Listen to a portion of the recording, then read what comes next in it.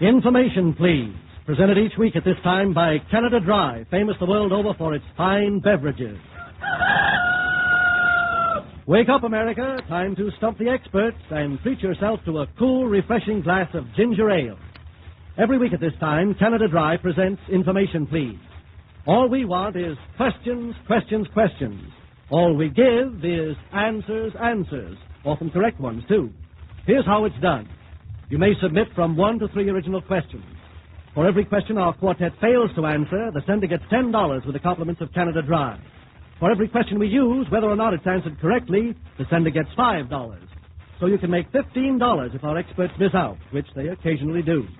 Our editorial staff may reword your question a trifle. Don't worry about it. Whenever there is a duplication of questions, Information Please uses the one that was submitted first. All questions become the property of Information Please and should be addressed to Canada Dry, 1 Pershing Square, New York City. And now may I present our master of ceremonies, Mr. Clifton Fadiman, literary critic of the New Yorker magazine. Mr. Fadiman. Thank you. Ladies and gentlemen, we go as we please on this program. It's uninhibited, unrehearsed, uncabined, uncribbed, unconfined. The member of the board who feels the urge to answer a question raises his hand. And if the question is muffed, Canada Dry cheerfully pays out $10 to the sender, plus $5 for the use of the question itself. Tonight, our board of experts consists of the following. The inimitable walking and talking encyclopedia, John Kieran. The equally inimitable creator of the conning tower, the man with a long memory and the deep voice, Franklin P. Adams. The famous journalist, John Gunther, whose brilliant book, Inside Asia, has just been published, and who leaves tomorrow on a trip to Europe to check up on that continent. And finally, what's this? Can I believe my eyes? Why, it's none other than that surrealist painter. Yes, she paints. And authority on, well, anyway, welcome to our little city, Gracie Allen. Gracie, by the way, appears by courtesy of Chesterfield, known hereafter to all information pleasers as the Canada Dry of cigarettes. Now, if, gentlemen, and Gracie, you are ready, we will start with a question from Elizabeth Nicholson at Tacoma, Washington.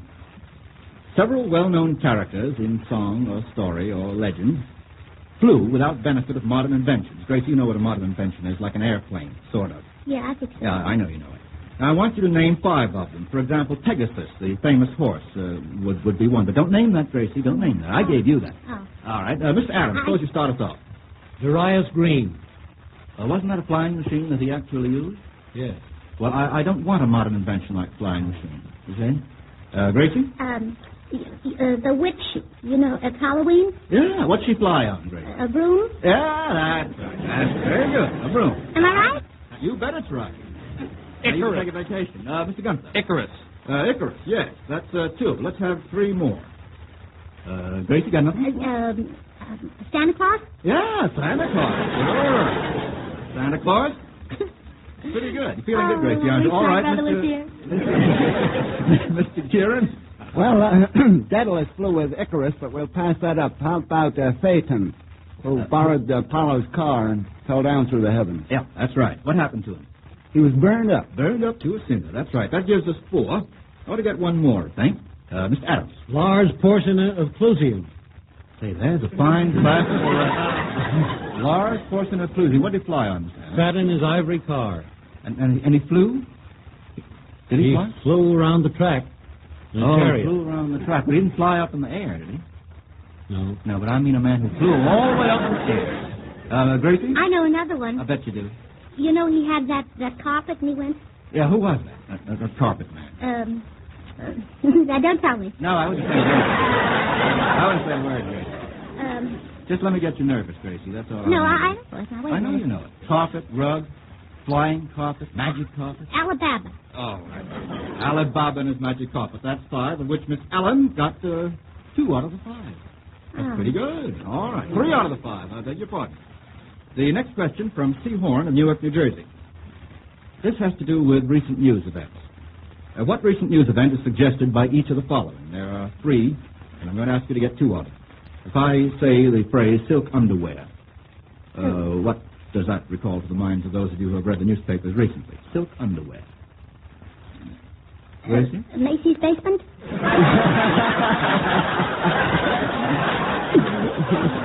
Very nice plug for Macy's Basement. It's not exactly a recent news event, but otherwise very intelligent remark, Gracie. Mr. Gunther. Rather far-fetchedly, boycott of Japanese goods. Yes. Which has been in the news in connection with the 10-cent thing. That might do, but I think there's something rather more specific. Recently, I think just a couple of days ago, some prisoners in Kansas revolted because the warden put a stop to their buying silk underwear in the prison commissary. Doesn't he mean, that warden?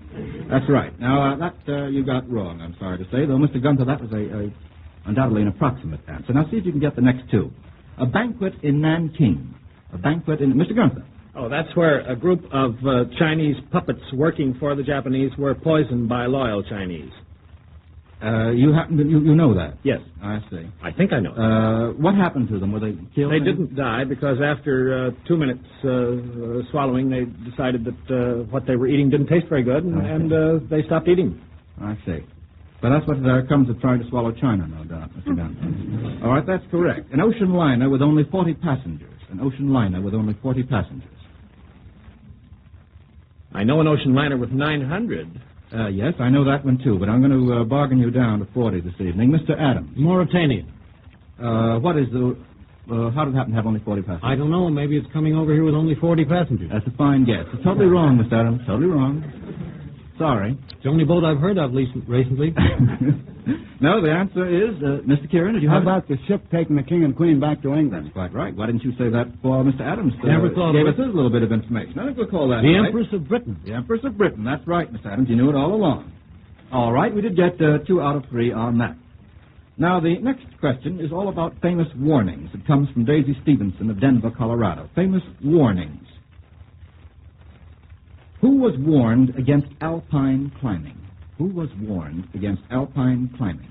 Mr. Kieran. The youth who bore amid snow and ice the banner was a strange device, Excelsior. Henry Wadsworth Longfellow. Do you remember the warning, Mr. Kieran?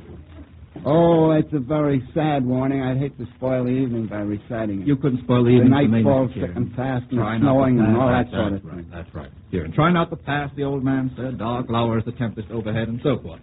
That's one warning correctly got. Who was warned against widows? Who was warned against widows? Mr. Kieran. In Pickwick papers, the old gent that drove the coach warned Mr. Pickwick against bitters. No, he didn't warn Mr. Pickwick. He warned his son. Yes. That's Tony right. Weller. Sam Evil. Sam Weller was warned by his father, Tony. Do you remember the actual words in which he warned him against Mr. Adams? Beware of bitters. It's approximately that. Be very careful of bitters all your life, said the elder Weller to the younger Weller. And at this point, I might recall one of your classic remarks about widows, Mr. Adams. May I recall it? I'd love to have you. What was it? A little widow is a dangerous thing. Oh, I didn't say that. Isn't that yours? I quoted it. Oh, but you didn't put the quotes in when you said it on Yes, one of the I programs did. some time ago. Did you? I've always thought it was yours, Mr. Adams. Who was warned against a particular day of the month? Mr. Kieran. Julius Caesar, beware the Ides of March. Yes, and what day of the month is the Ides of March? Well, there's a Latin professor in the audience here, and we have to be very careful about this. I'm not the worried about calendar the- has been changed. The Ides now are popularly supposed to be the 15th of the month, but I don't believe they were that in Latin days. Yes, they were. I think they were. Mr. Adams is also a classical student. If he says He they can were, argue knows. with the Latin professor after this is over. March 15th, the Ides of March, March. July, October, May, the Ides are on the 15th day. That sounds like English to me. We're talking about Latin. What a memory they both have. Of course, March 15th is also the day on which luckier persons pay their income tax, so that's a warning for a great many of them. That's 3 warnings out of 3. Who was warned against staying out too late? Who was warned against staying out too late? Gracie, do you have an answer? Who wasn't? Wait a minute. Don't let Mr. Adams intimidate you, Rip Gracie. Van Winkle? Rip Van Winkle. Who was No. Gracie, you got me all confused. I know. Oh, I know you. Cinderella. Oh, that's right. Cinderella. That's right. That's 4 warnings out of 4. Gracie, when are you going to step back into character and get some of these wrong, anyway? The next question from S. Rogers of Chicago, Illinois. Very serious question about our relations with the Far East. What have each of the following Americans, there are 4 of them, contributed to our economic and political relations with the Far East? The first is Matthew C. Perry. Mr. Gunther? He was the Commodore of the American ship which opened Japan after it had been closed to the world for 240-odd years. Yeah, and he thereby precipitated considerable history. He opened a good deal. He opened up a good deal, yeah. John Hay. John Hay. He enunciated the open Gunther? door policy. What does that mean exactly? It means freedom of opportunity for foreigners of all nations to trade in undeveloped territories like China. Yes, and is the open door still open, Mr. The Gunther? Japanese have closed it, as a friend of mine said, so that you can't even see a chink in it.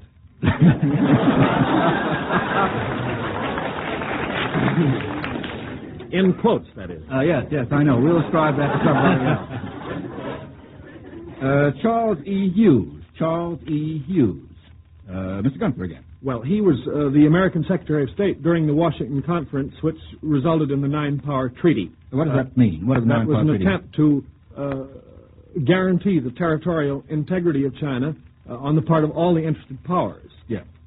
Japan signed it, but hasn't respected it altogether. No, not entirely. Not entirely. And Henry L. Stimson, Mr. Gunther again. The doctrine of non-recognition. In 1932, the Japanese took Manchukuo. Mr. Stimson decided that he would not recognize that seizure was legal, and we still hold to the principle that we do not accept seizures of territory by means that contravene the Kellogg Pact. Well, actually, technically, Manchukuo hasn't been seized, has it, by Japan? They use strange language out there. They call it an incident when it's a war, and they call it a pacification operation when it's a campaign. Of course, it's not part of Japan, Manchukuo, is it? Well, it's a puppet state under Japanese domination. Yes. But actually, technically, it hasn't been annexed at all. No, the Japanese simply took it. Yeah. Now, Gracie, have you been listening to this? Yes, I have. Oh, all right. Now, we have no more questions like that. He's very good, He too. is, isn't he? Good. Very good. He's very good. Thank you, madam. He writes great big books, Gracie. Does he? Yeah, he's quite a man. The next question from Dorothy V. Hussey of Maywood, Illinois, has to do about babies. Oh. Babies. You like that, Gracie? Gracie's getting right into the spirit of this one. I'm going to ask you to quote 3 lines of poetry about babies, 3 separate lines of poetry. Gracie, do you know a line of poetry A about song like, maybe? Oh, a song like I that? know all the songs. That's right, you do know songs. You want to sing it for us? Mm-hmm. All right. Oh, this is I thought I'd kind have of to silly. Rock-a-bye, baby, on the treetop when the wind blows. That's one. Yeah, that's very good. I know another one. Do you? Yes, sir, that's my baby nose. Two. Could you sing us a song? Mr. Adams. You sing too. Baby's bolts the silver moon. Yeah, that's good, yeah. Yeah, you like that, Gracie. Yeah, Mr. Adams is very good in these popular songs, too. Only his memory reaches further back than yours. Pretty Baby. Beg pardon? There was a song called Pretty Baby. How does it go? I don't remember. Pretty baby, da-da-da-da, pretty baby. Pretty baby. I can't keep them quiet. I can't keep that duet quiet. Won't George be proud of me, though? George is very proud of you, I'm sure. Mr. Karen, what do you have to say? Have you got them all? That gives us 3. Want to give us another one about babies? Mr. Karen's awfully paternal. Well, I know one. Do you? Yes. Well, all right. Tell it to me. Oh, I know. On parents' knees, a naked newborn child, thou wept while all around thee smiled. So live that sinking to thy last long sleep, thou then mayest smile while all around thee weep. That's by the name of Jones from the Sanskrit of Kalidasa. Goodness. I like how I said it, don't you? Yeah. I know another one. Oh, wait a minute. Baby I've got to digest shoes, that one. baby shoes. Yes, that's very good. Now, Mr. Kieran, you have brought this program up to an impossibly high level. I don't know how I'm going to get it down. I'll again. let it down. Suppose we stop there for a moment. Let's see now. We have no stumps at all. And while our experts are fanning their red faces, Mr. Milton Cross has just a few words to say. I'll get him on a little later. Thank you, Mr. Fathom. The other day, a friend in the travel business sent me a large assortment of attractive folders. Each of these brochures tried to lure me away from information, please, by describing in polished prose so many smart vacation centers. Being ever attentive to duty, I noted mentally that in every one of these famous resorts, the fortunate travelers would probably soon be quenching their summer thirsts with frosty cool glasses of ginger ale. For it actually is smart to drink ginger ale. Smart not only in the sense that it's fashionable, but also that it's a wise way of taking cooling refreshment. Continuing through the travel folders, I had the gratifying thought that the ginger ale most in demand would be Canada Dry. For it was Canada Dry which first popularized pale, dry ginger ale. And for many years it has been famous for its sparkle and distinctive flavor, the flavor and bouquet of the choicest Jamaica ginger. So it's smart to drink ginger ale as a refresher, and doubly smart to drink Canada Dry, the champagne of ginger ale. Thank you, Mr. Cross. Your brief discourse was clocked in exactly 66 seconds. Now, the next question from Irving Nassau of New York City has to do with double talk. I think all of you know what double talk is.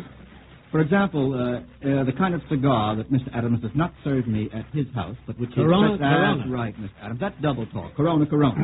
I'll give you another example. A certain kind of bullet. Dum-dum. Dum-dum, yes. Why didn't you get that, Gracie? That really is up your alley. Dum-dum. Yes, that's right. Thank you, Mr. Adams. Now, I'm going to ask you to give me double talk on a song. A song. How about it? Mr. Adams. CCC. CCC. Just a penny serenade. Well, isn't that what it's called? Just a penny serenade? Oh, the name, the It title has of to be the the song? title, yes. Double talk in the title itself. Have to get, there are 4 of these. Have to get all of them. What kind of song? Old song, new Yes, song? old song, new song, middle-aged song. As long as it's a song. Yeah, long as the song, Gracie. That's all. That's all. Are you thinking, Gracie? Oh. What is that you're doing over there? I'm thinking like anything. I know a town, Walla Walla. Yeah, what's that? Is that a town? You don't know Baden-Baden, though, do you? Yeah. Hip, hip. Hooray. Oh, no, I don't think Thank you, so. Mr. Gunther, but we've got to get a song. Uh, Oh, I'll give it to you. Boola Boola. How about that? College Okay. song? That's very good, Mr. That's good, isn't it? I didn't think you knew it. Yeah. Of course, I have these things down on a card, Gracie. I don't want you to get any false ideas of me. Any more than I want to get any false ideas of you, Gracie. Now, a cracker. Cracker in double talk. Famous cracker. Not so good on double talk. Zuzu. Ever hear of Zuzu? Oh, that's a snap. You ought to have gotten that one. Oh. Zuzu. An insect. Tsetse. Okay, Mr. Gunther, that's right. Tsetse. What does it do to you? It gives you sleeping sickness if Yeah. you're unlucky. Yes, that's right. That's one right. A school of art and literature in double talk. Mr. Kieran? Dada. Dada, what is it? Oh, baby talk.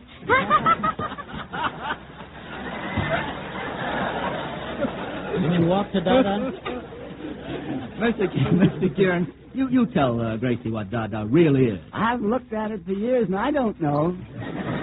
I want you to give Gracie something to take home with her. What is Dada? Give us a simple explanation of it. Well, I think they take all the colors on the palette and throw them with a buckshot or some kind of thing. Throw them just on there, and then think up a title and hang it upside down. That's Dada.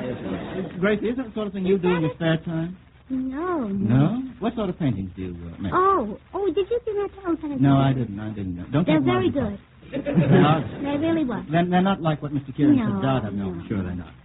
School of Art and Literature is Dada. We only got 2 out of 4 on that. That's going to cost Canada Dry $10. Plus I know the $5 answer for to the that one. What one? Yeah, Canada Dry won't like it. You can say it. You can say it.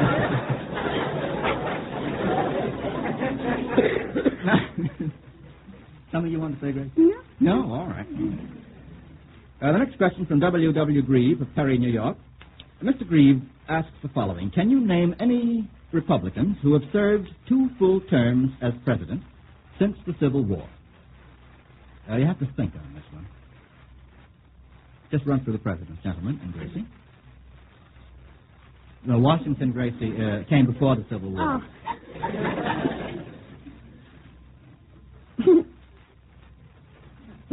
Don't let me get you down, Gracie. No, I won't. No. I'll get it. It's a tough one.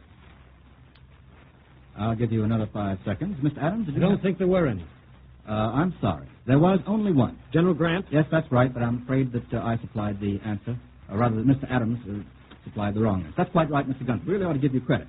Ulysses S. Grant was the only one who was president from 1869 to 1877. And if you go through all the other presidents, which probably Gracie has been doing in her head during the last 30 seconds, you won't find any Republican who has served 2 terms. Well, Mr. Grieve is going to get $10 owing to the impetuosity. Thanks to me. Of Franklin P. Adams, that's right. G. Moss of this city sends in an interesting question about the movies. Answer each of the following questions with the title of a current movie. For example, if I said, who is Bad Farewell? What would the answer be in terms of the title of a current movie? Who is Bad Farewell? Goodbye, Mr. Chips. Goodbye, Mr. Chips, Mr. Gunther. Very good. All right, that is just an example. Now we have 4. What is...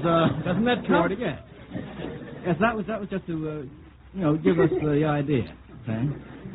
What is Tarzan's discovery? Gracie, do you know? Here comes the sun. No. What? Something about a sun. Yeah. I found a sun. Yeah. Let's have another sentence. The way these things pour out of your mouth, Gracie, is a question. Go ahead. He finds the sun. Yeah, who does? Tarzan. Yeah, that's right. That's right. Tarzan finds the sun. What's the weather across the Atlantic? Title of a movie which would answer that question. Lost Horizon. You stick to that, do you, Mr. Gunther? Not quite apt enough, I don't think. It's played on Broadway, didn't it, that picture? No. Wait a minute. No. Don't pump me, Gracie. Don't pump me. Well, you could just say yes, something about clouds over Europe. Sure, it is Clouds Over Europe. Oh, see? Never heard.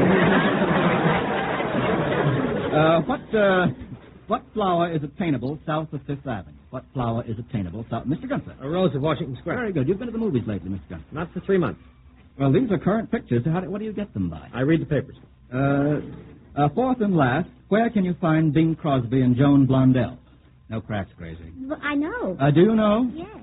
Is it west side of heaven, east side of heaven? East side of heaven, yes. East side's more fashionable. East side of heaven, that's right. That's very good, may I say. That's very good. Thought I'd catch him on that. The next question from N. Paulson of Atlanta, Georgia, has to do with old-time songs. I'm going to ask you to complete the following lyrics from these old-time songs. You can sing them if you care to. Later on, we'll take a Gallup poll of our listeners and see whether they care for it. The first is, I won't sing it. All at once, he sent me around a note. Here's the very note. This is what he wrote, Mr. Curran. Can't come today.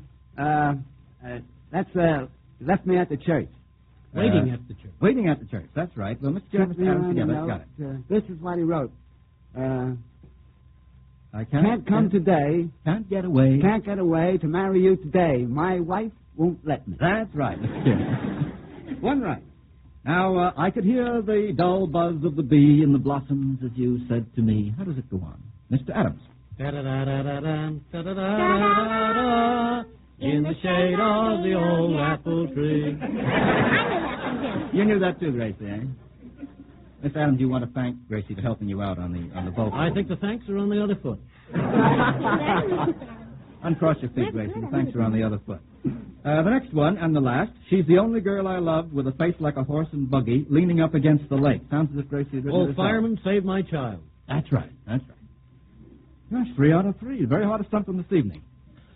The next one from Florence B. Duke of Philadelphia, Pennsylvania. This is about a race. If the following birds were flying a race, in what order would they finish? Now, Mr. Kieran, after that woodpecker episode, I'm no fool, you know. I'm not going to argue. If you give me the answer to this question, I'm going to accept it as gospel truth. The following birds were flying a race, in what order would they finish? A crow, a duck hawk, also called a peregrine falcon, I believe. Falco peregrinus, that's right. That's all right, Mr. Kieran. And the golden eagle. In what order would they finish? A crow, a golden eagle, and a duck hawk would be the fastest, A golden eagle probably would be next, and the crow probably would be the slowest. That's quite right. That's what I have down here. No arguments tonight. No arguments tonight. Not a woodpecker in the house. Very good. About how fast could they travel, do you think? Well, a crow ordinarily flies around from 25 to 30 miles an hour. I have 60. No, that's wrong. That's wrong. A duck hawk is one of the fastest known birds we have. That might go 60 or even 80 or more miles on a stoop when it's diving. Unless it was going as the crow flies, of course. Yeah, and then it's slow. An eagle would go about 35 miles an hour. You're awfully conservative. I have 170 to 180 miles. Oh, that's all right. That's all right. Where'd you get that? Where'd you get that out of the Farmer's Almanac? No, I got that. I got that out of the Bulletin, Essex County Ornithological Club, Volume 12, 1930. Typographical error. The whole thing? As for your Golden Eagle, which you say goes only 30 miles an hour, it must be lame, because I have it down here as 120 miles per hour. Oh, boy. You don't believe that? That goes with the flying carpet that Gracie had out a little while ago. Well, you got the answer correct, of course, Mr. Kieran. We may have time for one or two more. This one from Lauren L. Davis of Chatham, New Jersey. How do the following islands figure in international affairs? Guam. How did that figure recently in international affairs? Mr. Gunther. We decided to fortify it, and then the House of Representatives decided that we shouldn't fortify it, so we haven't. It's one of the islands on the Pan-American route to the Pacific. Yes. How about Åland, which I'm no doubt mispronouncing? Oh, it's in the Baltic, and it was the scene of an old dispute between Finland and Sweden, something that's been dragging on since 1920 or so. Yes. How did Russia and Germany recently come into the Åland question? Well, because they're both extremely interested in the future of naval power in the Baltic, and apparently these islands would be an excellent base. That's the fortification. Enderbury and Canton. What? Enderbury and Canton. Those are the two islands on the route between the Pan-American Trans-Pacific route and the projected new route down to New Zealand, and there was some question as to their sovereignty between Great Britain and the United States, That's and it was correct. amicably adjusted. 3 out of 3, you know that stuff, Mr. Gunther, absolutely cold. That brings our losses up to $20, and as usual, we'll hear from Mr. Cross before I tell you about next week's guest. Earlier in the program, I mentioned it's smart to drink Canada Dry ginger ale. Well, I should add, it's also smart these hot summer days to keep your refrigerator well stocked with sparkling Canada Dry water. For this fine club soda makes your favorite hot weather drink taste better, have more life and sparkle, and retain its sparkle for a good long time. You'll find Canada Dry water is not only an ordinary club soda. It's not an ordinary club soda. It's a sparkling water made by a special formula to ensure perfect blending. So next time you order club soda, be sure to ask for Canada Dry water. And you'll find it served at all leading clubs, restaurants, and hotels. Thank you. And Gracie Allen. Brilliant, Gracie. Brilliant. And John Gunther. Accept Canada Dry's thanks for joining this evening in our innocent merriment. Now, next week, the reliable Adams-Levant-Kieran combination will be batting them out. And also on deck, as our guest of honor, will be one of the most distinguished experts we've ever had. A man known as literary historian, as an artist in prose, as a great teacher, and as the ex-governor of Connecticut, Wilbur L. Cross. To all you listeners, we say, please send your questions along. If you have a stumper to stump our board of experts, let's have it. There are $5 in it for you if we use your question, and another 10 if we fail to answer it correctly. So you can win 15 in all. Send your letters with questions to Information, please, 1 Pershing Square, New York City.